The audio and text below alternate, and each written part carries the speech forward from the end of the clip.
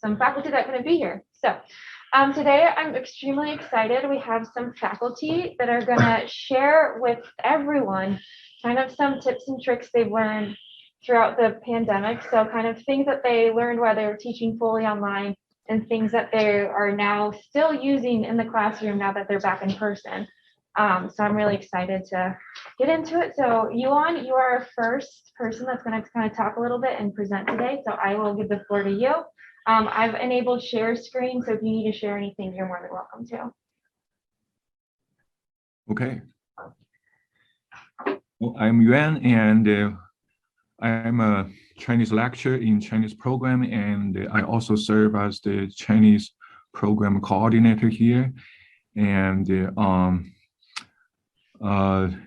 today, I just want to talk about how I incorporate typing Chinese characters and giving students feedback in our assignment. Okay, let me share my screen.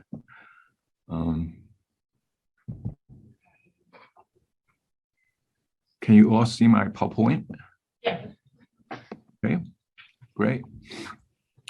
So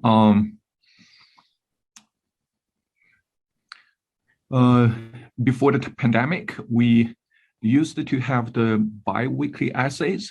We will just ask our students to handwrite their essays, and then I will give them feedback.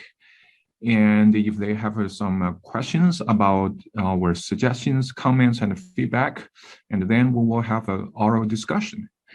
But during the pandemic, and now we changed the format of this assignment. First, we really want to train our students to type Chinese characters, because when you type Chinese characters on computer, you have to select the correct Chinese characters. Second, we think that, and also the research showed that written feedback can help learners intake and retain corrective feedback, and that will greatly improve their writing ability. And we think writing is a process rather than a product. So we want to give students time to incorporate our feedback in their future writing. So this is what we do now. We ask the students to write their first draft, and then I provide feedback. And 1 week later, the students will submit their second draft with our feedback incorporated. And in the second round, after they submitted their second draft, I provide the last round of comments. Okay, those comments are open-ended questions to encourage their critical thinking. So let me just show you the procedures that we go through in order to complete this assignment. Okay, the learners submit their draft in the first week, and then we provide corrective feedback, and the learners revise their essays according to our feedback, and learners resubmit the revised draft in the second week, and we will provide the final round of comments. Okay, so this is the first draft our students submitted. Okay, and as you can see, I provide written feedback to their first draft. Okay, and students read our feedback and they incorporate the feedback in their revised draft. Okay, and after that, we provide the last round of feedback, and as you can see, I provided 3 open-ended questions to encourage students' critical thinking. Okay, and then students submit their final draft. Okay, so we believe in this way, students can can correct their grammars, learn more vocab, and will retain our feedback in their memory for a long period of time. And this is a process rather than a product of writing Chinese.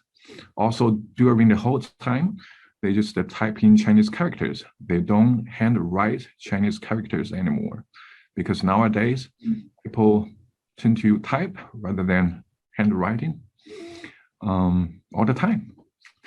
Right, and that is my sharing. And if you have any questions or comments, please go ahead. Does anyone have any? I have a question if no one else has questions. Yuan, I was curious, are you giving them feedback like on Icon on SpeedGrader, or are you just downloading it as a Word document and then leaving feedback? Because they submit their essays on the Word document. So I'll just download their Word documents and provide my comments and feedback on Word document. And I re-upload my comments together with their first draft on Icon side. And they go to the Icon side to see those comments and submit their revised version. That's awesome. So it's kind of cool to see that, I guess, during this past year and a half, that typing is really how much that's grown over an emphasis on writing. So that's really cool. Can I ask? I actually thought that you were doing it using the annotation on Icon, which saves a lot of time. You don't need to download. Why did you decide to go through the download process? Because when it's very hard to write Chinese characters using that anecdote function, but I just prefer to use the Word document. Oh, so it's just, is it only Yeah, because of the characters? Yeah, because I always use the integrated Icon feature. Like I love it because I don't have to download and re-upload. It just saves so much time. I see. Yeah, so maybe for other writing systems, it's easier to use the integrated one. Nikki, was that your question too, I guess? No, but that was a great thought, because now I kind of want to look into why was it difficult to type in Chinese on Icon SpeedGrader. Yeah. So I'm gonna go. Yeah, because I love the SpeedGrader feature of leaving comments. Yeah. Okay. Thank you. Thank you. Any other questions? Well, now I have a question for Anna. Is it easy to write on Icon and with the comments using the Russian keyboard? Yeah, I can. I wasn't planning on showing it, but I can look up some of the assignments and show you what I'm doing there. I was just curious. Since you also have an additional keyboard. Well, no, I don't. Like I'm using, I don't know actually how it works with Chinese. I just use the regular keyboard. Virtual keyboard, yes. Yeah. Okay, so maybe because of the virtual, it's harder with Chinese or. Yeah. I'm gonna look into it now, though. I'm curious. Okay. Awesome. Anna, I think you're actually next. So if you want to give your. Yeah, I think I'm next. All right. I don't have a presentation prepared, but I'm going to show you some random things that I'm using in class. I have to say, since we switched back to face-to-face, I'm using a lot less technology than I used before the pandemic. So in my regular classes, I used a lot of technology, and then we only used the technology related tasks throughout the year. And both me and students were so tired of it. Now we went all the way back to, like the less technology, the better kind of thing. But I'm still using some of the things in my classes to just get them to be a little bit more efficient. So let me show you.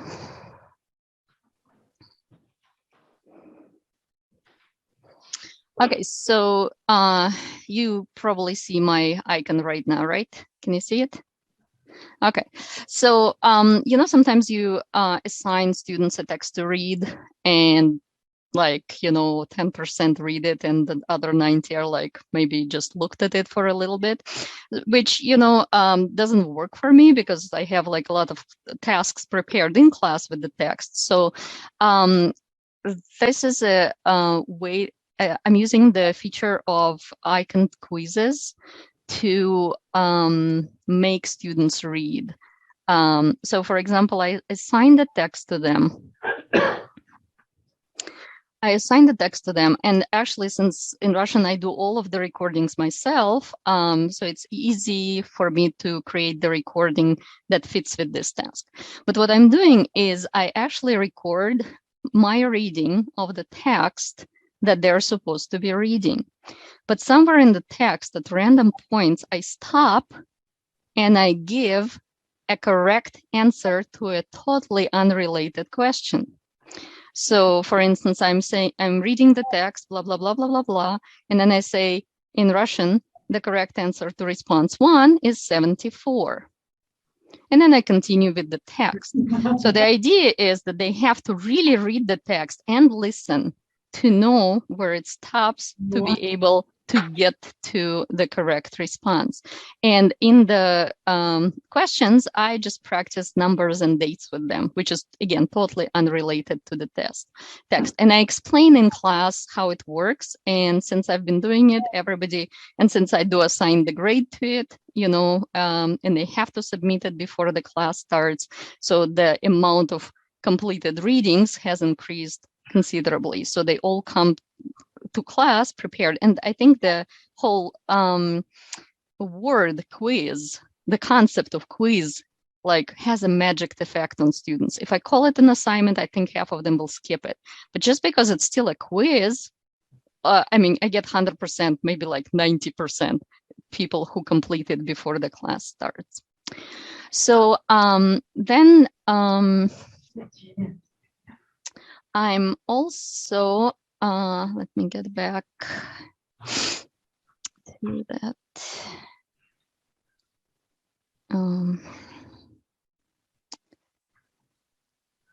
Sorry. So I also, before our midterms or before tests, I usually had, I would print out a review sheet for students with sample assignments.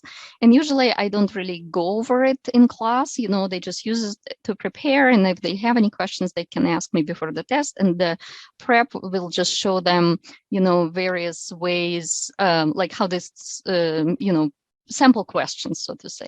So now I totally switched online with that, where I,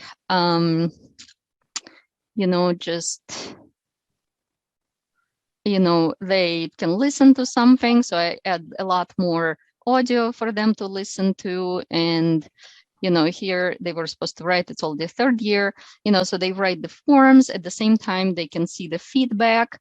And, so it's just like, I can put a lot more into the practice and at the same time, provide them with feedback. And I don't really need to do anything after I once created the quiz. So I really like it and I don't need to be, printing out the worksheets.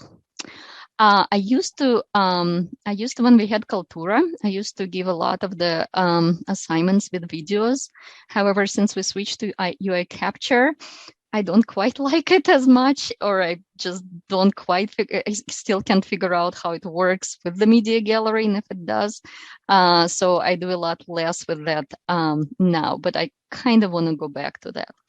Another thing, I have 2 kids, so at some point somebody does get sick. So, and on those days when I, cannot find anybody to babysit them, I just switch my classes to online. And that's where I introduce kind of back the features of, online assignments. So here is an example. It wasn't created by me, but it was created by my colleague. But the idea is very simple.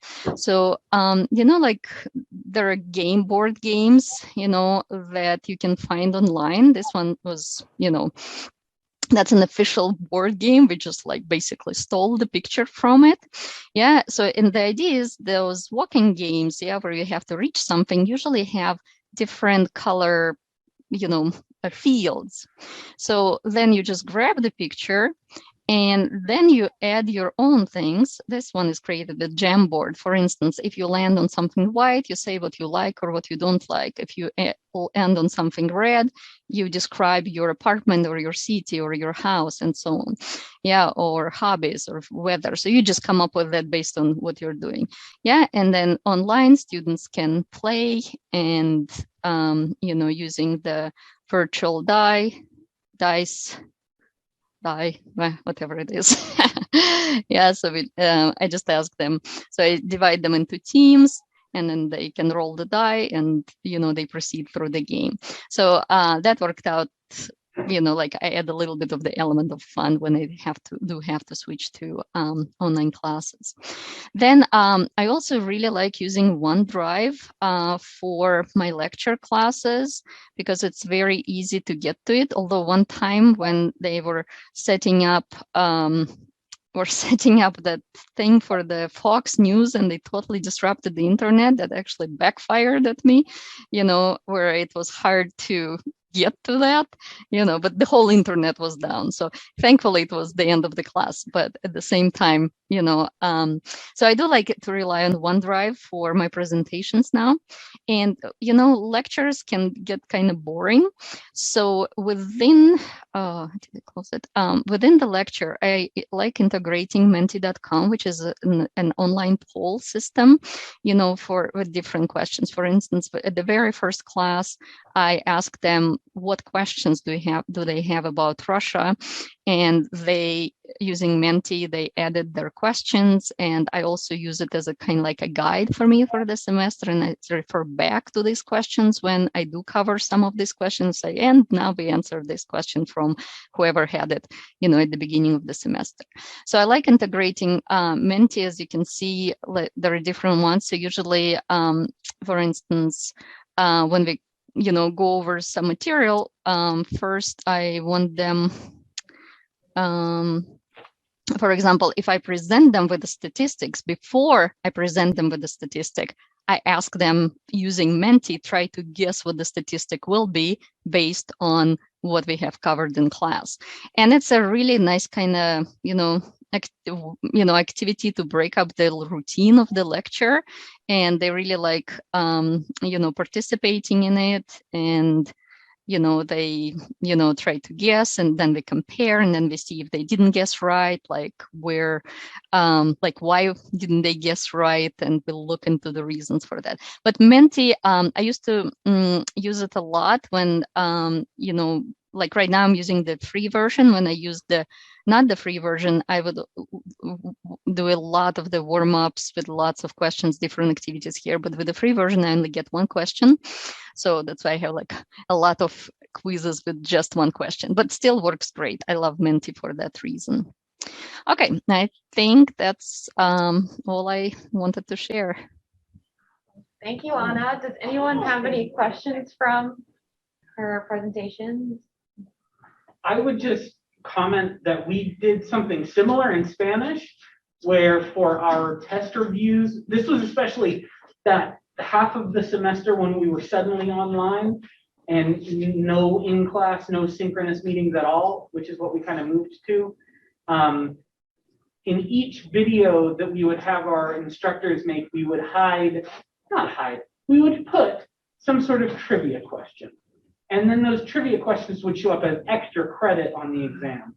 So if students had paid attention to our videos, then they would know, whatever random, and it would usually be some sort of cultural thing that they wouldn't necessarily know off the top of their head, but also was an easy thing to remember and was tied into what we were doing in that section of the book anyway. I mean, we found it was a really good way to get students to engage with those materials that, like Anna said with the reading, otherwise they might not engage with otherwise. And we would always tell them, hey, keep in mind, there's an extra credit question. The answer is somewhere in this video, so watch this video. Yeah. And it worked really well for us. I've never even thought of that. And so that's so great. I love that idea. I like now picturing how all the languages can interpret this somehow and do this in their own classes. So Oh, and I was gonna say, I think you can see now. So I just want to show that I'm using, and I guess I shouldn't be showing like real students, but they wouldn't mind, I hope. Yeah, so I just put the, the comment, and I just leave a comment right here. So this way they can, I don't need to download it. They don't need to download it, and they can see it right there. And Anna, is your Mhm. primary language on your computer Russian? No, No, English. probably Mhm. you. But I have like another keyboard installed. So I Oh. just switch between keyboards, and I just know how to type without looking at the keyboard. So Okay, well, we'll move on. So Julia is next. Julia, do you just want me to, do you want to stand up, or you want, yeah, they are wireless, so. Okay. I'll give that to you, and then I'll move the speaker a little closer so you don't feel like you need to yell. And if, again, at any point you're having problems like hearing at all, just Okay. let us know. Okay. So, We have the I think it's, yeah. this one. Yep, and then I think you want to go back to Zoom and share your screen really fast. Yeah, so they can see everything. Okay. And then Share screen, share screen. and then you'll just pick screen, and I think that's fine. Screen. Because you've got two things you want to show, right? Yeah. Yeah. But I don't think it's Do you there. have sound at all? Maybe if I log in into, it will be better. Oh, this If I should work think- just fine. So if you just click share sound Share here. share sound. Yep, Okay. and then do share. Okay. Share. Okay. And okay. now, yep, so you should be good now. Okay. So I should be good. Yes. Okay, so during the pandemic, I wanted to have things that were more interactive between the students and for them to talk, because one of the components of, for example, intermediate Spanish for heritage speaker was to speak and practice the Spanish that they know. So I prefer the Flipgrid because it's very easy to use and it's very interactive. So now that we are face to face, I keep that because we are with the mask and we cannot see the face and the face expression. So in Flipgrid, they can see the face and you have more expression, no? Of what you need to do. So my oral presentations, instead of being in the classroom, they are on Flipgrid. Okay, and here I tell them how it's gonna be shared on Flipgrid, and they just need to click on this that is provided by Flipgrid. And then they need to go and join with Microsoft with this the address of uiowa.edu. So then you click, and Could you click admit really fast? which one? Admit, right? Admit. Okay. Yeah, perfect. thank And you. then you have the instructions, and this is a very simple presentation, presentation one, and before they needed to discuss a reading that they did on their own, and we discussed in the classroom. So it was about Spanish in the world. And then they needed to say, okay, so what was the most interesting thing about what you read? And then the second question is, mention 3 countries that do not use vos, and vos is a type of tu and very informal, but 66% of Spanish speakers use it. Mention and explain some varieties of Spanish in the world and give examples of these varieties. And then the fourth one says Spanish has more than 23 dialects. Why do you think we have so many variations? And this has to do with what they read, no? And the last one is, do you think that there is a Spanish that is more correct than others? And explain. And this is about language ideology, because many Spanish speakers or heritage Spanish speakers come with this ideology that they have bad Spanish, or somebody else have better Spanish, or I don't speak good Spanish. So it is for them to kind of analyze and reflect on their Spanish, no? Okay, got it. Thank you. Okay, and these are the responses, and they can watch, they can make comments. So they can be funny, no, that, and you can see the personality of the students. That is something that you cannot see in the classroom because we have this mask. So we can say something like that. It's in Spanish. Para mí, lo más interesante que aprendí mientras leí You can put there are also closed captions also, but it's in English.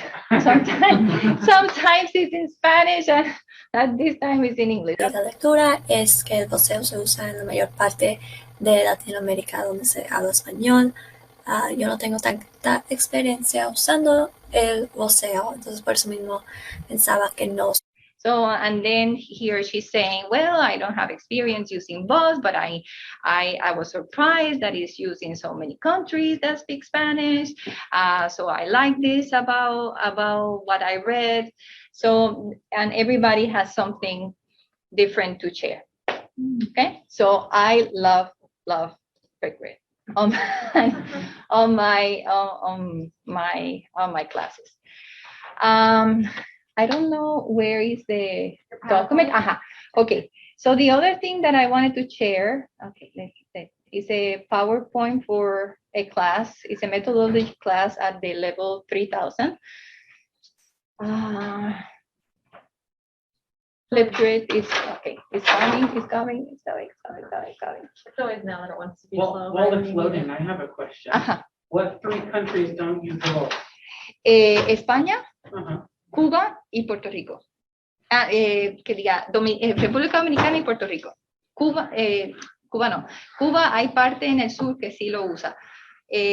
¿Dónde está So, México? so in Mexico is Chiapas, Mexico. Oh, okay. Chiapas, Mexico, sorry. Yeah, I've been a lot of places in Mexico, but I've never been to the really southern tip. Chiapas, So I have yeah, never Chiapas, heard Mexico. Mexicans using the voice. So Yes. it's interesting to me. Yes, and even in Cuba, in the south, there's a little town in Cuba that uses voz. So the only 3 countries is Spain, Equatorial Guinea, that is a very small country in Africa, Dominican Republic, and Puerto Rico. It's actually 4 now, but we didn't study Equatorial Guinea, so I didn't want to make them confused. So okay, so this course is Heritage Language Teaching in the US. It's a methodology class to teach heritage languages. So day 1, we did all this, and it was it's by Zoom. It's something that we did by Zoom. This class is gonna be completely online. And we discussed the theory, and then we asked questions by Zoom. But then I wanted something more interactive and something that, more to think about everything that we have done. So one of the questions is think about the heritage language that are common in the area of the US or your local community. And are these languages generally treated as a problem, a right, or a resource in the community and in the school? And then they needed to go here. It's a document. It's a Word document that I share on Icon. And let me see if I can go to like a website, any website. Of course. I just want. Okay, Okay, wait, I can click it. I can do it here. Wait. Okay, sorry. Okay, here we go. So then on the chat on Zoom, I shared this link, and then in group of 3 or 4, they can come here and answer, and then we will discuss everybody's answer. So this is something that worked really well in the online classes and the Zoom classes, and it still works very well with in-person classes. Okay, so that's what I have. Great. I do have a question. Are you finding that your students like using Flipgrid when you're back in person as well when they're online? Oh, yes, they Yeah, love in it. person as They, well? they really like it because it's very easy to use. First, it's easy to use. And they can put stickers, they can put things. It's Yeah. very interactive. And the good thing is that I can record something automatically, and they have automatic feedback. Like in 1 or 2 days, they have a feedback that is either written feedback or verbally, like in audio or video. Awesome. Yeah. And I also love here, and we can stop share. Uh-huh. As we move on. But I also love, I really like, even before the pandemic, like sharing documents on Yeah. OneDrive. Mhm. But I do feel like it didn't really get popular until, during the pandemic. Yeah. And we had to start, doing like Yeah. collaborative notes or collaborative answers and typing on Zoom. Yeah. And so now I love that that feature is getting more and more popular because I think it's extremely useful in like classes. Yeah. So, any other questions at all? Okay. Yuki, I was gonna ask you a favor. Do you mind? Could we swap and have Becca and Tim present right now? Because Tim needs to catch the bus, so I want to make sure that he has some time to talk about what they want to talk about, and then Yuki will go to you. Does that work? Yeah, sure. Okay. Becca, Tim, is that okay with you guys if you guys present next? Okay. Awesome. So, I'm gonna. Yeah. Thank you. Yeah. Thank you. Make sure everything is.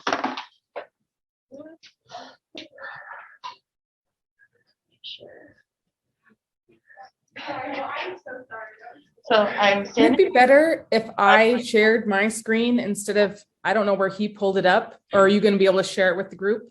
I can share it, but if you think it's easier for you to share it, you are more than welcome. I think it might be a little bit easier for you. Okay, I can go ahead and share it. Okay, sounds good. You're able to share, so. Okay. Let me just.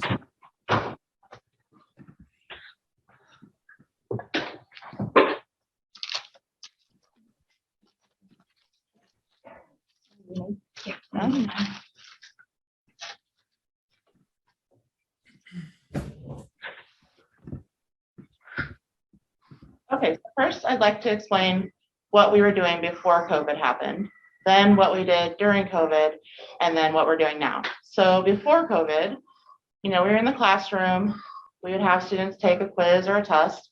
Students would sit around the room randomly. They would have the big screen to look at, and I would show a video for them that was signed. There'd be different paces of students. So some would answer quickly, some would answer more slowly, and some students who were more quick, they would have to wait a really long time to continue their test. And then sometimes, people wouldn't be able to see, so they'd have to move around their screen, and, some people wanted to be in the front, so we got through that process, but then COVID happened and we had to figure out what we would do now. So we used 3 different programs or 3 different software that we tried. I didn't really like them, but we didn't really have a choice either because it was last minute. So here's some reasons that they didn't work well. The quality of the video was not very good.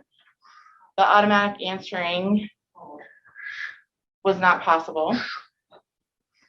And then if the students were taking the quiz or test, they'd be at home or on their dorm, and the internet would have problems. So connections were lousy. And some of the student laptops, maybe are old, and that quality wasn't very good. So it was a very frustrating process. I would see that the students maybe didn't answer, and I would ask them what happened, and maybe they'd have an internet challenge, and it was very challenging for us. Plus, Icon really helped us a lot. Oh, didn't help us a lot because we couldn't see if students were cheating. We might suspect a cheating situation. The time from open to close maybe wasn't looking like it was long enough. Maybe they were sharing their screen with their phones. And so we had the suspicion that maybe there's some cheating going on. But now, this semester, you know, with CLCL setting up the call lab, you know, we've been trying testing there and using UConn or University of Capture. We're trying to develop this test. This is what it looks like. So we really like this. So there's a video clip in each question. They can watch the video clip and answer right away. They don't have to watch a whole video for 15 minutes or longer and then, you know, answer after. So in this sense, I like this. It's like, you know, it's a normal speed. They can't slow it down. You know, it's a good quality video. The students can watch it as many times as they want, 2, 3, 4, 5 times, and then answer their questions, and it automatically is ready for them. And the students like this process. They don't feel pressured. You know, they can take it easy, go at their own pace. You know, other students don't have to wait. Everybody's pace can be at their own, and, you know, the time isn't exaggerated. Do you have anything to add, Becca? Yeah, I'm going to go ahead and speak because I can't see Tim. So I'm assuming it's going to be easier if the interpreter signs for me. Okay, so Tim did fill you in a little bit about how we previously did testing is so that we could control the video and then also not have the students have the video exam. But as the technology has gotten better with Icon, we're able to control the videos pretty well with Icon. And then also they can respond in American Sign Language. So we can ask them a question in American Sign Language, and then they can respond with a video. So the screen that is currently, I think, can you guys see like a video of Tim right here? Okay. So they'd watch Tim sign something, and then this is the instructions that tells them then to respond with a video. And so they're able to watch a question in American Sign Language and then answer it in American Sign Languages, which is something that we were not able to do previously when they were all in the classroom, because they can also look to their side and see someone responding. But how we've gotten around that is by using large question banks. So this particular question, well, let's see. Because I'm in the preview, so it's not showing you the question bank. So, but typically it would say, you know, choose one of this bank, but I have whatever feature that we're working on, and then they'll pick one, and then their neighbor might not get that same question. Well, hopefully they would not get that same question when we're using the call lab. Additionally, when we were in the classroom, the students would sit in rows so that they could see the screen, and we would give them paper exams. So they would be reading the questions in English before watching the video. And the video then we would show a certain amount of times, the speed we wanted, and everything like that. But there's always been, it's been a little tricky because the students get a pretty good context of what we're looking for when they read the exam before watching the video. And we found through a little bit of my own research that students were essentially filtering the info, like they were looking for a year. I need a year, I'm going to find a year, got it. And then they weren't really looking for the comprehension of the entire story. So this new design will have, I'll scroll down to like a story. This is like, you're going to watch the entire story and then you're going to tell us what that story is, but we don't give you any ideas of what that story is before you watch it. And then here, you're going to watch an entire story, and then we're going to ask you a series of questions about that story. Good job, yeah. But again, you didn't know what we were necessarily going to ask you. So we tell them, now take very detailed notes. Maxie, ask you anything about this video. Please be quiet. Okay. Sorry about that. I was wrapping up anyway. So that's kind of their, I feel as though we're showing you one quiz or exam feature that we have changed, but it has changed so many different things with how we are able to quiz the students. And I do feel like it's a better reflection of their skill in the language now that they're able to be in the call lab specifically, because like Tim mentioned, there have been students that are maybe roommates. Are they taking the quiz right next to each other? Are they helping each other? It's hard to know, especially on a receptive exam, if they don't have help with somebody, helping them understand that video. And I would like to add, I really like the capture. Is it UI capture? Okay, the UI capture. It really, we can replace the video much better, but the teacher keys, we can replace them and change those very much easier. We don't have to retype things. We just make little edits, little changes, and then it works better for us. Does that sound right, Becca? I'm not sure the point he was trying to make there. Maybe he's saying that it is really easy to embed UI capture videos now. And now there are more controls in which we can take off the title, because that was an issue at the beginning. Because of course, when we had made videos, we'd like to be able to, instead of saying fingerspelling 1, I would normally say whatever they were fingerspelling. So I'd be able to grab that video later, but that would be the answer. So we had to rename a whole bunch of things, but now you can hide the title. You can also take away the speed controls. So they can only just watch it at regular speed. They can't slow it down, which was another thing that we wanted to stop. And then the only other thing that we can't control is how many times they watch the video. And research is kind of divided on this in our field, because some people think that you should only you want to check their comprehension after just a few viewings, but others say, well, if we're in a conversation, you could ask them to repeat. The main thing is to make sure that you don't slow down a video or something, which is a more unrealistic way to interact with somebody. So right now, having them rewatch it if they'd like to rewatch it. We watch, and several students use the full screen viewing of it. Some people don't. So it's really nice for them to be able to customize it based on their own needs and their own,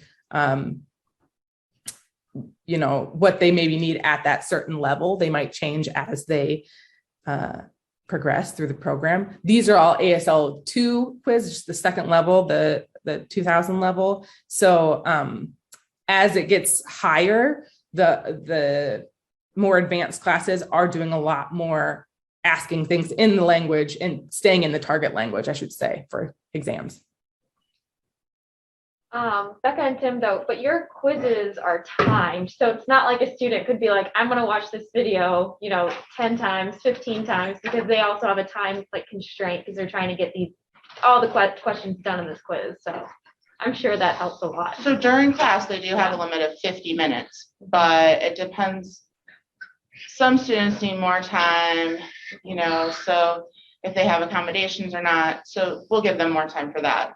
But yes, there is about a 50-minute time limit. Yeah. Okay, cool.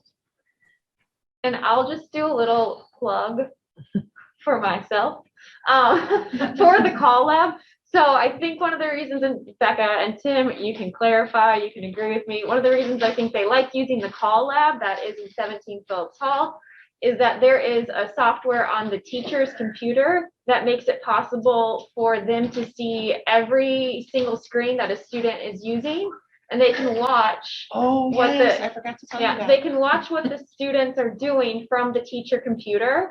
They can get up and go walk around, they need to in the lab, but this is also really nice. So it's kind of it's an extra, security feature when the students are taking this quiz in the lab. So if anyone has online tests. So I really want to tell you something that happened a few times. The teacher has caught the student, and we have been able to kind of let them know. They had the internet open and another screen open, trying to figure out the sign for that, but we caught them, and on the spot, we're able to tell them, and that's really true. That helped us a lot. I'm so impressed with that part of the system. So if you do want to do any online testing, you can always reserve 17, and I can show you kind of how to use that teacher station to kind of monitor students while they're taking their online test. So be happy to help. Yeah, very nice. Yeah. Any other Very questions? We're good. My Yeah. question would be, how did you finally find a solution for the video slowdown? Because I know that was a thing that y'all have been talking about for literal years. Panopto But made it an Panopto- option. Panopto finally has that option? Yeah. Yep. I wondered if that was the case, but I'm glad they finally added it. I don't think it was anything we did. I think they just finally added that as an option. Well, Felicity.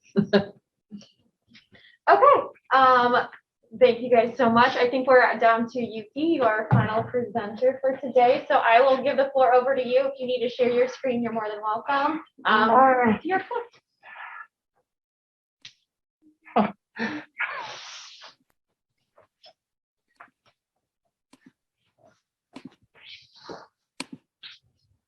Okay. Hi, my name is Yuki Shimizu. I'm a Japanese lecturer.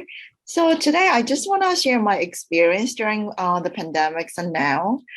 So my presentation title is Using Technology to Enhance the Interaction Between Students.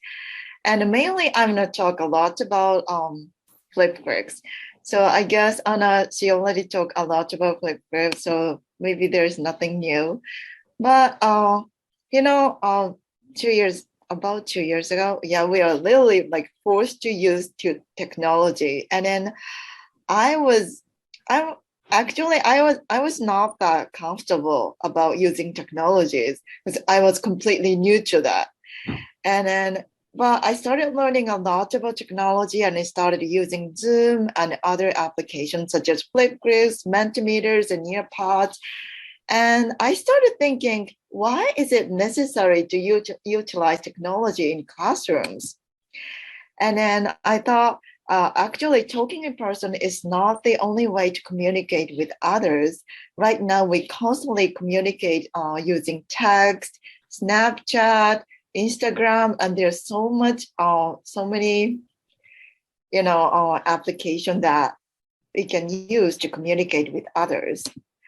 And in real life situation, but real life situation is not only about talking to each other. Actually, talking using a phone is a real life situation. And the students can get several opportunities to express themselves using their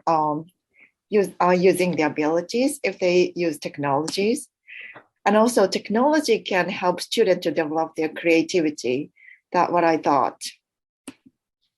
So I used mainly a lot of technology for second year Japanese spring 2021. So I decided to use Flipgrid, an online blog, which is icon discussion board, because the students can, first, they can get to know each other more. And second, they can practice express themselves and describe their experiences using Japanese.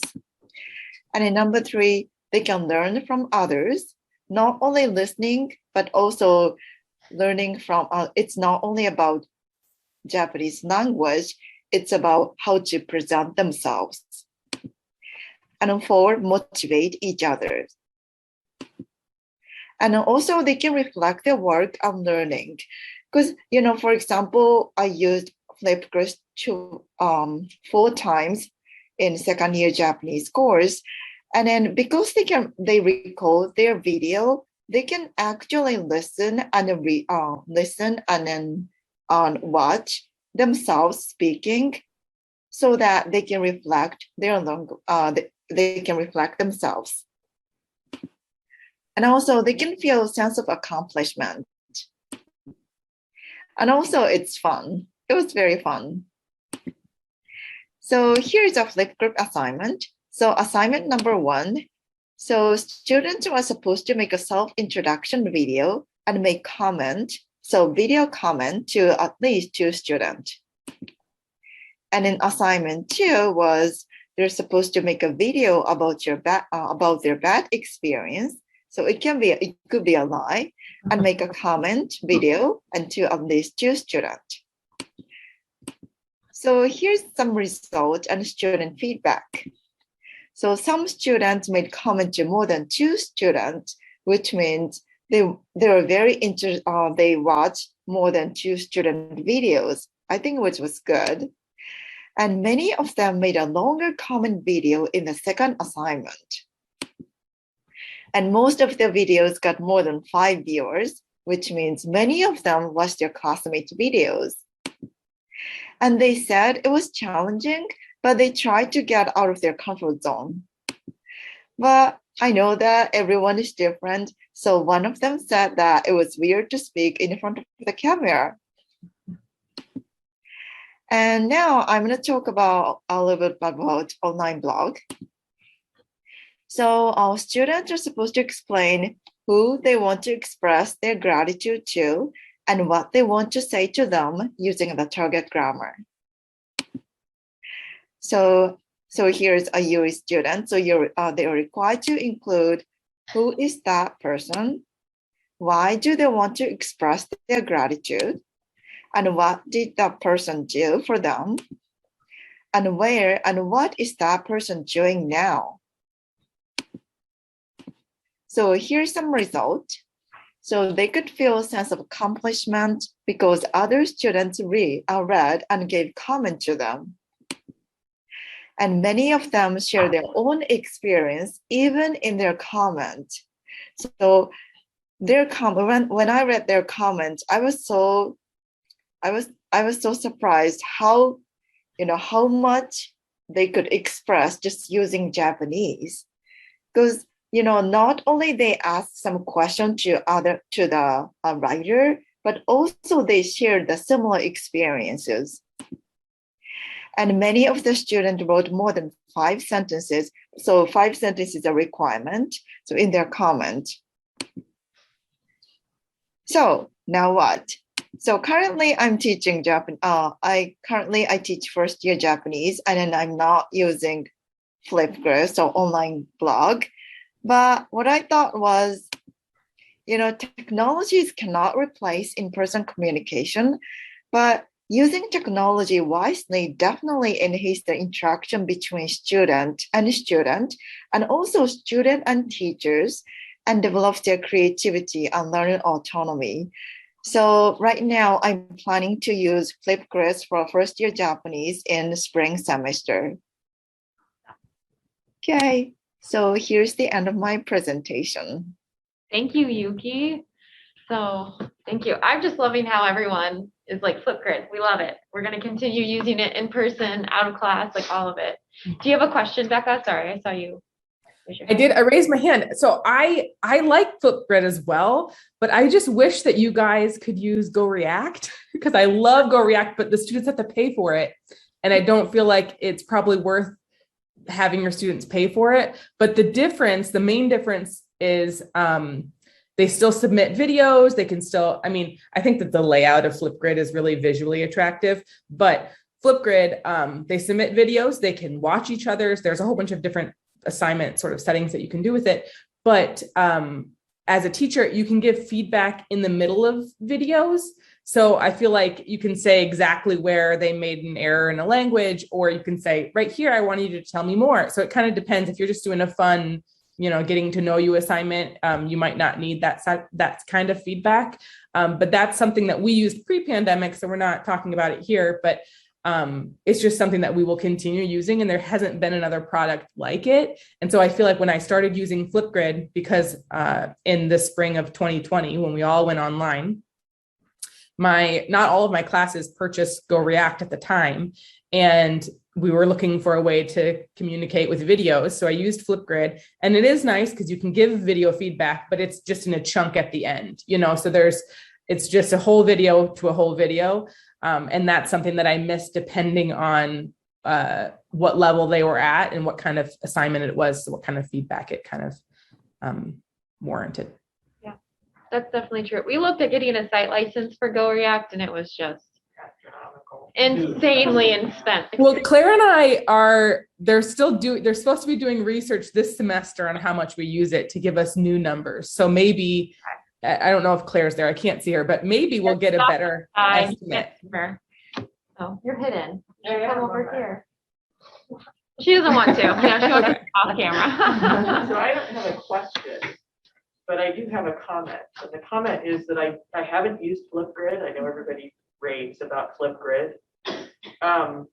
But for last fall, when I was teaching online and I was concerned about students being socialized in the classroom and getting to know one another in the classroom, I did the introduction video assignment with them. I just had them use UI capture and actually post it as a response to a discussion forum post. And I thought it was incredibly effective because, and I required them to comment on at least 2 classmates' presentations or introductions, whatever. And some students did comment on more than 2 students' videos, so I knew that people were watching multiple videos. And they would also share. So I had a set of prompts for them. They had to talk about what was their language background, what languages had they studied, where did they speak, what was their first language, why were they taking the class, and then I had a fun question. So Lauren, I guess I did this to you guys in the spring semester as well. Yep. In the fun question for the fall class was, who is your favorite fictional character and why? And so people shared things about, oh, it's really cool that you're studying this language. I had that experience. I've tried to learn that, but it didn't work very well for me. So I thought it was really very effective given the constraints of what people were doing. And I felt like people came into the first semester of synchronous class meetings with some sense of who their classmates were, and the comfort level was greater than if they had all just come into the first day of sitting there in Zoom boxes. So I really liked it. I think it's a very similar experience, even though I wasn't using Flipgrid, with the type of response that I got from students. And I don't know what your experience with it was, Lauren. Yeah, I was in that class and it was great and it was a lot of fun. I think the only difference between doing it that way, because Jill used the discussion board in that way to add the videos instead. But I think the only difference that Flipgrid could have added was like you can add fun emojis to your videos and stuff. And like, so it's just a little bit more like you can be sillier and it can be, you know, but it's a graduate class, so I'm not sure that we would have leaned into that anyway. So I think it's all good. But yeah, I thought it was a great experience. And I think our fun question, you made us tell you what podcasts we were listening to or something. So it was great. Yeah. Well, I kind of like this idea of still doing something like an introduction video, even if you're in person, because it's not like you really have time in your in-person classes to like go around and be like, answer all these questions so your classmates can kind of get to know you. Yeah. They have this kind, you can go do it out of class. And then Well, even if you do have the time, it's still that first day and then everyone forgets by week 3. Yeah. From the discussion board. Yeah. I can be like, oh, who's Haley again? And go watch Haley's introductory video Yeah. on week 4 when someone says, oh, you know, you got assigned to do this group project with Haley. Yeah. Well, the other thing I think I will say is I'm teaching online again this semester, so it's the same experience with synchronous Zoom meetings. And I did the same intro activity, but one takeaway from the pandemic for teaching in person next semester is going to be that I will have my icon site set up so that there is a module that is preparing for the start of the semester. Here are the things that you need to make sure that you've done before the semester starts, including reading through the syllabus, but also introducing yourself to your classmates so that you don't have to spend the time on the first day of class and people already have a sense that they know each other when the classes get started. Yeah. Nice. I think Have that's you ever done a syllabus quiz? Yes, actually, well, I did a pretty much of a syllabus quiz this fall, actually, as one of the activities that you had to have completed by the first day of class. Okay, any other comments, questions for anyone, other ideas? No. I know we're like 6 minutes over now, so I understand. It is a Friday, and I know there's a lot of activities I feel like going on this afternoon for other departments. So I will let you guys go so you guys can prepare for that. I want to thank you guys so much for attending in person, virtually on Zoom. This has been helpful for even the CLC staff learning so much. If it's okay with all of you guys, I actually think this would be really cool to take your guys' like summaries of what you guys presented and put them in a newsletter that we'd like to share with all of DeWilk. Just because I think you guys had you all had fantastic ideas, and I want to keep sharing them with everybody. Hey, Nikki. Yeah. I was gonna say, when I was showing my things and I showed this extra thing that I wasn't planning, the actual name of the student was there. So if that can be kind of like edit it out from the final presentation, that would be great. And I'll check to see how it was, but actually on our screen, your face is Uh-huh. the student's name. So Uh-huh. couldn't see it, and I'll make sure in the recording. I don't Okay. know Yeah. in the recording. but Yeah, I'll- I didn't think it through. I was just gonna show it, and then I realized that I'm actually Yeah. showing the actual student's name. Okay, thank you. Thank you. Okay. Have You a guys great, are so yeah. brilliant. Yeah, thank We're you. so guys. lucky. Have a great afternoon, guys. Bye.